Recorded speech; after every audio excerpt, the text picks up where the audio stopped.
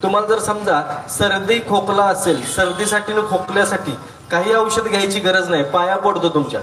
कारण काय होतंय, सर्दी झाली ना की लगेच आपण औषध घेतलं की ती सर्दी आळून बसते. सर्दी काही निघून जात नाही. साठलेली सर्दी ती आळते, मेणासारखी होते, घट्ट होते आणि नंतर मायग्रेनचा त्रास चालू होतो, नंतर डोकेदुखीचा त्रास सुरू होतो, नंतर चक्कर यायला लागते, नंतर दिसायचं कमी व्हायला लागतं, नंतर श्वास घ्यायला श्वसन संस्थेचा त्रास चालू व्हायला लागतो, श्वास घ्यायला प्रॉपर येत नाही.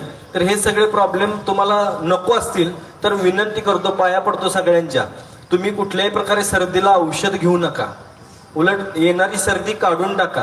जेवढं हे मोकळं होईल, आणि वर्षातून एकदा तरी सर्दी व्हायलाच पाहिजे. शरीर हे आपली टेस्ट घेत असतं. सर्दी जेवढी येईल तेवढी काढून टाका.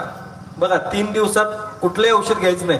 4थ्या दिवशी कोळसा गरम करायचा, लाल करायचा, तो त्याच्यावरती जोंधळ्याचं पीठ टाकायचं. पूर्वी करत होते बघा, त्याच्यावर चादर घेऊन बसायची किंवा टॉवेल घेऊन बसायचं.